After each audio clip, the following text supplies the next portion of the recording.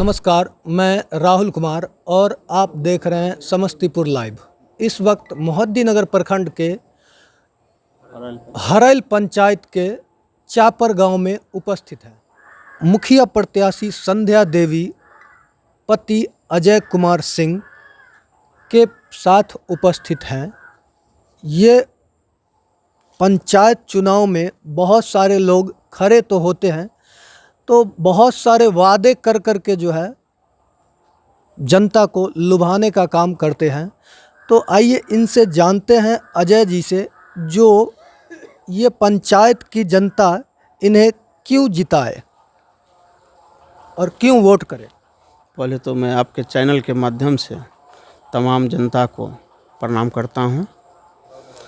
अब जहां तक आपकी बात रही कि पंचायत चुनाव में प्रतिनिधि के द्वारा जनता को लुभाने का कार्य किया जाता है, प्रथमतः मैं ये कहना चाहता हूं कि मैं किसी भी तरह से पंचायत के जनता को लुभाने का कार्य नहीं कर रहा हूं, नहीं करना चाहूँगा। 5 साल जनता के लिए और जनता के साथ हमें काम करना है।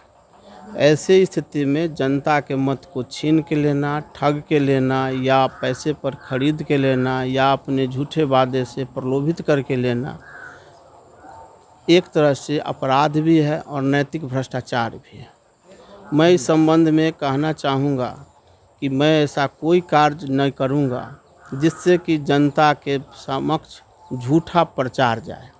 तो एक चीज़ बताइए, जो आपके हिसाब से जो है इस हरैल पंचायत में क्या क्या कमी है, और आपको अगर जनता चुनती है तो इस हरैल पंचायत के लिए आप अपने दृष्टि से क्या क्या करेंगे इस पंचायत में, और क्या क्या योजना का लाभ जो है जनता तक पहुंचाएंगे।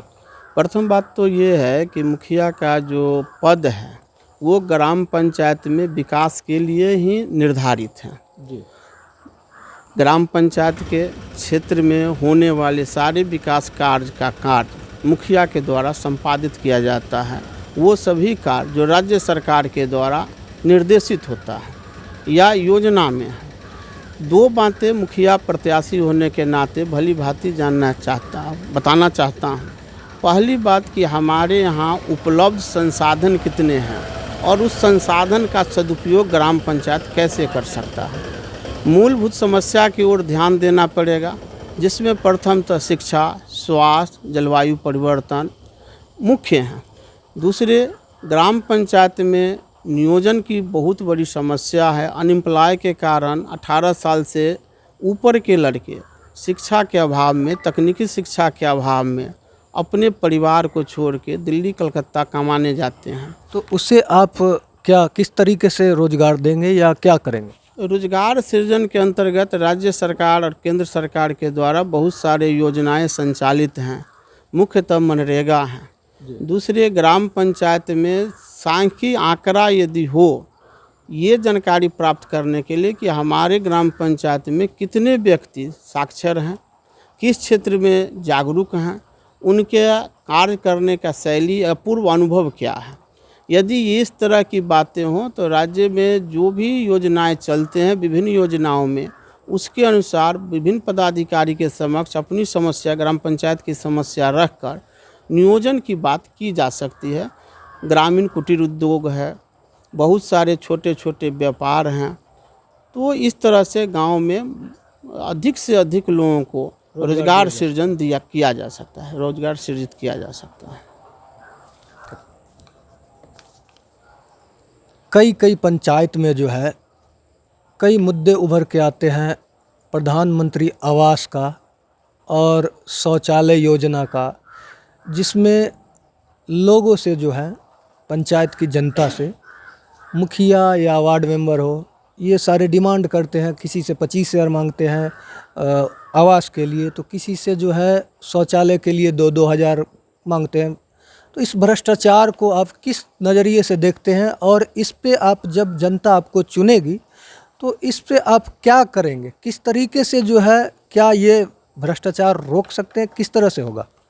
2 बातें हैं। पहली बात तो पूर्व में किए गए कार्य पर हम बहुत सारा कमेंट्स नहीं करना चाहते हैं, किन्होंने दिया और किन्होंने लिया, यदि मुझे मौका मिलता बहुत है, सारे पंचायत, यही पंचायत नहीं, बहुत सारे पंचायत में ये मुद्दा जो है सुनने में आ रहा निकल के है, आया है। ऐसा है, लेकिन हम उस मुद्दा को, विवादित मुद्दा पर चर्चा नहीं करना चाहते हैं, क्योंकि बहुत सारी बातें उभर के आती हैं।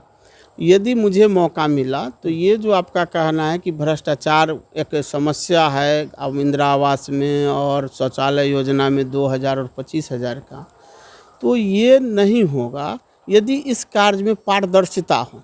सरकार के योजना क्या है, जिस श्रेणी के व्यक्ति को मिलना चाहिए उनको स्वीकृति कब प्राप्त हुआ है, और स्वीकृति प्राप्त होने के साथ साथ ये भी देखना है कि आवंटनधारी को आवंटन की गई राशि से मकान बन जाए।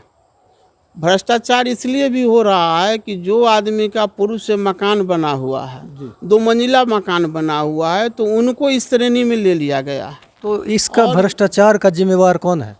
भ्रष्टाचार के जिम्मेवार ग्राम पंचायत में मुखिया जनप्रतिनिधि को ठहराना उचित नहीं है।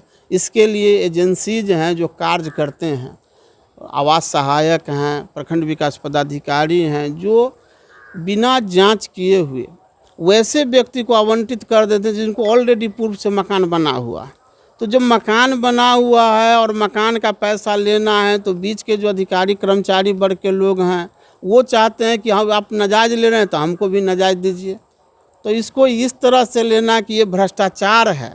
भ्रष्टाचार तब होता जब आवंटन के नाम पर उनसे पैसा लिया जाता, जब सूची में ही उनका नाम है और देने वाला लेने वाला कोई कंप्लेन नहीं है। अभी तक ऐसा कहीं उजागर नहीं हुआ कि मुखिया जी हमसे पैसा लिए, कोई आदमी FIR नहीं किया, कोई पदाधिकारी पैसा लिए FIR नहीं हुआ।